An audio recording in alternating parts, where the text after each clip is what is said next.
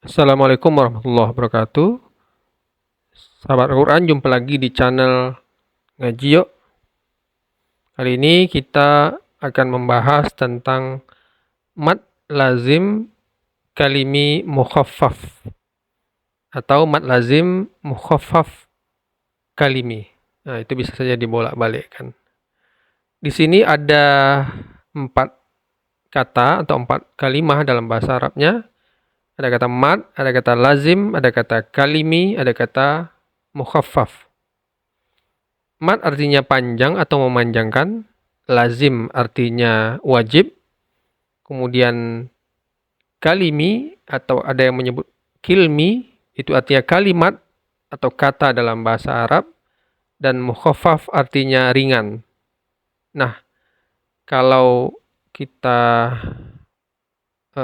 istilahkan ya secara umum, artinya ini adalah sebuah mad yang wajib yang berkaitan dengan kalimat dan dia dibaca dengan ringan. Nah, kenapa dibaca ringan atau mukhaffaf? Dia dibaca ringan karena tidak ada tasydid dan idgham. Jadi idgham itu bisa membuat pembacaannya berat, makanya disebut dengan yang lainnya, yaitu musaqqal. Dalam pembahasan lain kita buat nanti ada pembahasan tentang musaqqal. Kalimi musaqqal. Nah, sekarang kalimi mukhaffaf, kalimat yang ringan. Tanda ringannya karena tidak ada tasydid dan tidak ada idgham. Sahabat Al-Quran, lalu kenapa disebut kalimi atau kalimat? Nah, kalimat ini adalah ketika ada sukun yang sebelumnya didahului dengan mad dalam satu kata. Jadi sebelum sukun itu ada sebuah mad, ya, mad, dan mad bersama sukun itu berada dalam satu kata. Makanya ini disebut dengan kalimi atau kalimat.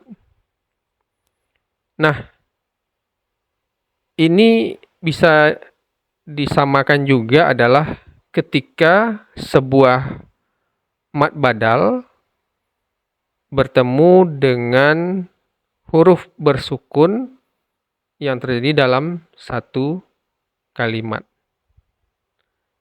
Mad badal itu nanti kita jelaskan secara lebih detail dalam pembahasan mad badal. Mad badal itu intinya adalah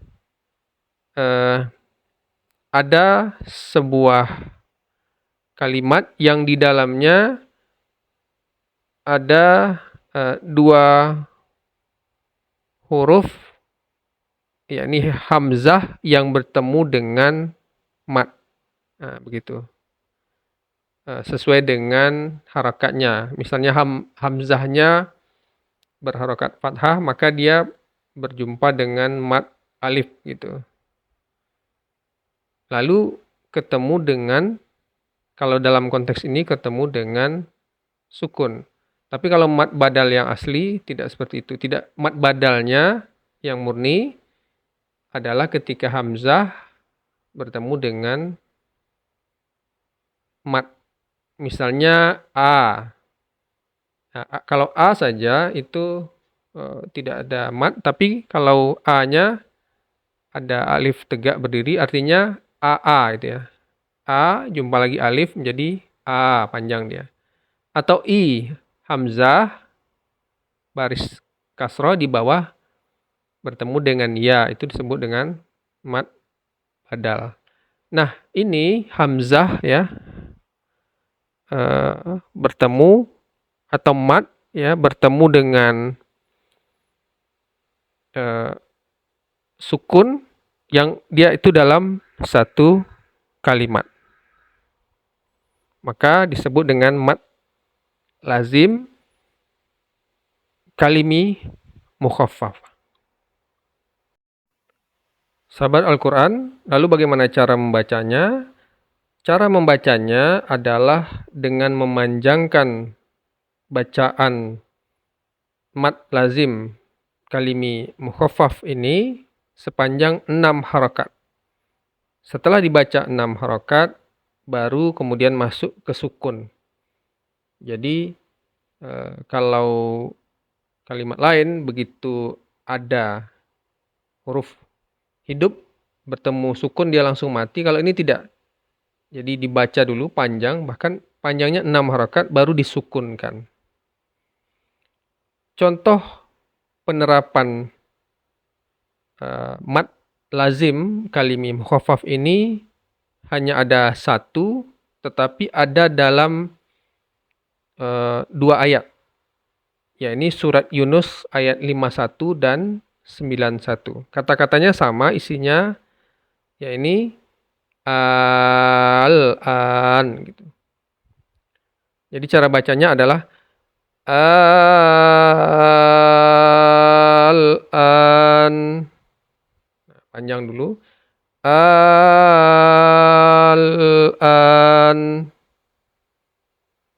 Nah, di sini A-nya, kalau kita masuk ke aspek bahasa Arabnya adalah A itu bukan al-an yang biasa. Kalau ada juga kata al-an yang artinya sekarang, itu dibaca pendek.